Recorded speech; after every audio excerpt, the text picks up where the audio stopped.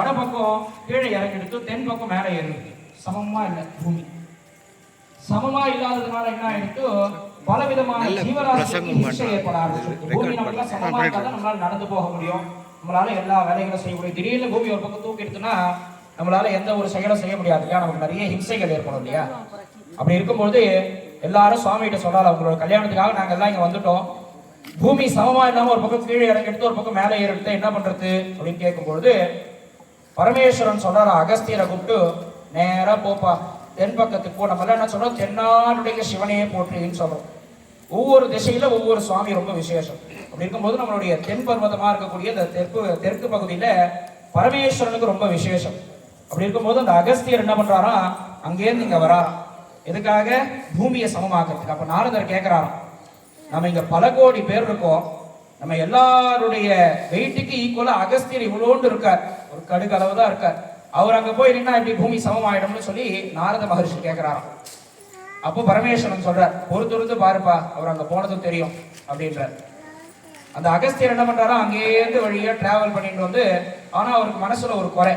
சுவாமி சொல்லிட்டார் கிளம்பி போன்னு, எல்லாரும் சுவாமியோட கல்யாணத்தை பாக்குறா, நம்மளால மட்டும் பார்க்க முடியலையே அப்படின்னு ஒரு குறையோட அங்கேயிருந்து இங்க வர. இங்க வந்துட்டு நம்ம எல்லாம் இன்னைக்கு பொதிகை மலைன்னு சொல்லக்கூடியதான அந்த பர்வதத்துக்கு வர. அந்த பர்வதத்துல ஏறி போய் நின்ன க்ஷணமாத்திரம் பூமி சமமாயிட்டான். அங்க பல கோடி தேவர்களுக்கு சமம் ஒரு அகஸ்தியர். அப்படி இருக்கக்கூடிய அகஸ்தியருக்கு இன்னும் அந்த மனசுல அந்த குறை இருந்துட்டே இருக்குது, நம்ம விவாகத்தை பார்க்க முடியலையே, சுவாமி கல்யாணத்தை பார்க்க முடியலையே அப்படின்னு நம்ம அவருக்கு அந்த மனசுல அந்த குறை இருந்துட்டே இருக்குது. நம்ம இன்னைக்கெல்லாம் பண்றோம், நிறைய கல்யாணத்துக்கு போக முடியலன்னா யூடியூப்ல லைவ் போட்டுடுறா, நம்ம எல்லாம் போன்லயே லைவ்ல பாத்துக்கிறோம் நம்மளால போக முடியலன்னா. ஆனா பல யுகங்களுக்கு முன்னாடியே பரமேஸ்வரன் லைவ் பண்ணிருக்கார்.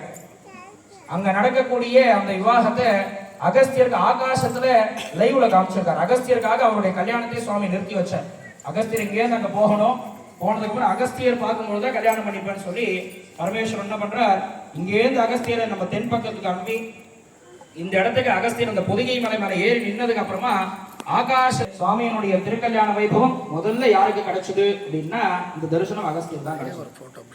சரி, அகஸ்தியர் இவ்வளவு சிரேஷ்டமானவர், இவ்வளவு உச்சிதமானவரா இருக்காரு, அவரோட ஆத்துக்காரி லோபாமுத்ரா யாருன்னு கேட்டீங்கன்னா, எப்படி இவர் சைவத்துல ரொம்ப பெரிய ஆளோ, லோபாமுத்ரான்னு சொல்லக்கூடிய அம்பாள் சாக்தத்துல ரொம்ப பெரிய ஆள். மொத்தம் 6 மதங்கள் உண்டு. மதம்னா நம்ம இன்னைக்கு சொல்ற மதம் கிடையாது. மதங்கள் அப்படின்னா தெய்வ பேதம்னு அர்த்தம். கானாபத்தியம், கௌமாரம், சைவம், சாக்தம், ஸ்ரீ வைஷ்ணவம், சௌரம்னு சொல்லக்கூடியதான ஷண் மதங்கள் உண்டு. 6 விதமான மதம். இதெல்லாம் யாரு சேர்றதுன்னா, கானாபத்தியம்ன்றது விநாயக பெருமான பிரதானமா வச்சு வரக்கூடியது, கௌமாரம்னு சொல்லக்கூடியது முருகப்பெருமான பிரதானமா வச்சு வர்றது, சைவம்ன்றது சிவபெருமான பிரதானமா வச்சு வர்றது, சாக்தம்ன்றது அம்பிகையை பிரதானமா வச்சு வர்றது, ஸ்ரீ வைஷ்ணவன்றது மகாவிஷ்ணு பெருமாளை பிரதானமா வச்சு வர்றது, சௌரம்ன்றது நவகிரகத்தில் நடுவில் இருப்பாரு சூரிய பகவான், அவரை பிரதானமா வச்சு வர்றது. 6 மதங்கள். இதுக்கு ஷண்மதம்னு பேர். இந்த ஷண்மதத்துல சைவத்துல அகஸ்தியர் எவ்வளவு பெரிய ஆள்னா, அதே போல சாக்தர் நவசாக்தர்னு சொல்லுவா. அந்த சாக்தம்னு சொல்லக்கூடியதான அந்த சாக்தாகம சாக்த மதத்தை அம்பாலிலேருந்து வாங்கிட்டு வந்து நம்ம எல்லாருக்கும் கொடுத்தது யாருன்னா அந்த 9 பேர் தான். இந்த 9 பேர்ல ஒரே ஒரு பெண்மணி, அதுலயும் இந்த 9 பேர்ல நம்பர் 1 யாருன்னா லோபாமுத்ரான்னு சொல்லக்கூடிய அம்பாள். யாருன்னா அந்த பார்வதினு சொல்லக்கூடியதான காமேஸ்வரி அம்பாளுக்கு ரொம்ப பிரதான சிஷ்டி, அம்பாள் கூட இருக்கக்கூடிய அம்பாளோட சிஷ்டி தான் அந்த லோபாமுத்ரான்னு சொல்லக்கூடிய அம்பாள். அப்படி இருக்கும்போது நம்ம எல்லாம் இன்னைக்கு கேள்விப்பட்டிருப்போம், லலிதா சஹஸ்ரநாமம், லலிதா திரிஷதி எல்லாம் நம்ம கேள்விப்பட்டிருப்போம். அந்த லலிதா திரிஷதியை நமக்கு இந்த பூமிக்கு எட்டு தந்தது யாருன்னா அகஸ்திய மகரிஷி. அவருக்கு எப்படி கிடைச்சதா, பல கோடி யுகம் தவம் பண்ணி ஹயக்ரீவரையே குருவா வச்சு, ஹயக்ரீவர் தான் வித்தியைகளுக்கு அதிபதி, அப்படி இருக்கக்கூடிய ஹயக்ரீவரையே குருவா வச்சுட்டு பல கோடி யுகங்கள் தபஸ் பண்ணி அம்பாள்கிட்ட போய் உங்களுடைய சஹஸ்ரநாமத்தை கொடுங்க, நான் கத்துக்கணும்னு கேட்கறான்.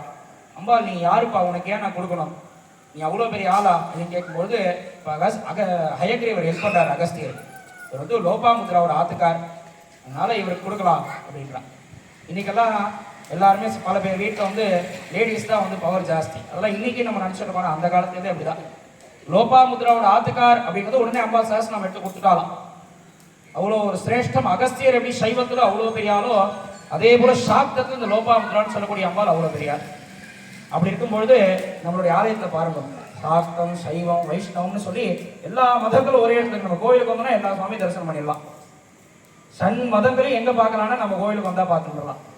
ஏன்னா நம்மளுடைய இந்த சுத்து வட்டாரத்தில் சிவா விஷ்ணு ஆலயம் ஒரே கோயில் சுவாமி அம்பாலக கோவில் எதுனா எனக்கு தெரிஞ்சிருக்கு இதுதான் நம்மளோட சுத்து வட்டாரத்தில்.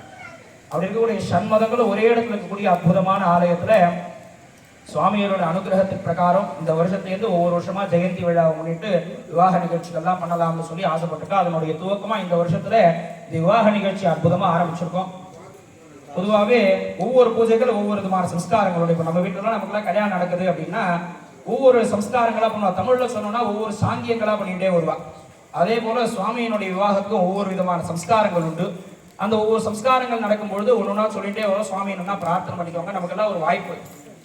அகஸ்தியருடைய திருக்கல்யாணம்லாம் வந்து ரொம்ப ரேர், எங்கேயுமே நடக்காது. சிவன் கல்யாணம் பார்த்துடலாம், பெருமாளோட கல்யாணம் பார்த்துடலாம். ஆனால் அகஸ்தியனுடைய விவாகம் ரொம்ப ரொம்ப ரேர். எனக்கு தெரிஞ்சு அகஸ்தியருக்கு இப்படி ஒரு பிரதானமான சன்னதி இருக்கக்கூடிய ஆலயம் எனக்கு தெரிஞ்ச வரைக்கும் இதுதான். அப்படி இருக்கும்பொழுது ரொம்ப ஒரு அற்புதமான பாக்கியம் நம்ம எல்லாருக்கும். இந்த பாக்கியத்தை எல்லாரும் உபயோகப்படுத்திட்டு யாரும் பேசாம சுவாமியை மனதார நினைச்சுட்டு எல்லா விதமான சௌக்கியங்களும் எல்லாருக்கும் கிடைக்கணும். ரொம்ப வருஷமா இருக்கக்கூடிய குறைகள்லாம் நிவர்த்தி ஆகணும். யாருக்காவது ரொம்ப வருஷமா திருமண தடை இருக்குன்னா அதெல்லாம் விலகி மிக விரைவாக திருமணமாகணும். திருமணமானவர்களுக்கு புத்திர சந்தானங்கள் கிடைக்கணும். எல்லா சௌக்கியங்களும் எல்லாருக்கும் கிடைக்கணும்னு சொல்லி பிரார்த்தனை பண்ணிக்கோங்க. மேற்படி விவாக நிகழ்ச்சிகள்லாம் துவங்கி நடக்கும். நம்ம பார்வதி பததே ஹர ஹர மகாதேவ.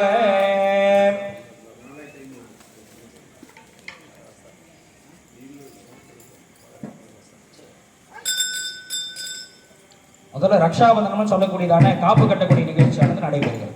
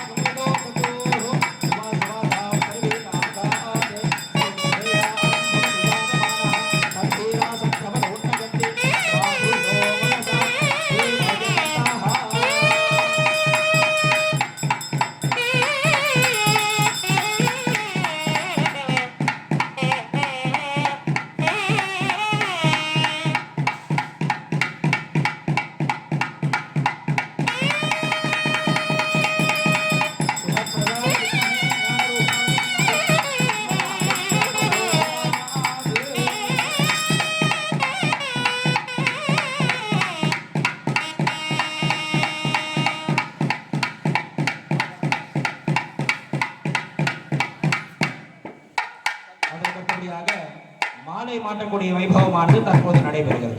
மாலை மாற்றுகிறார்.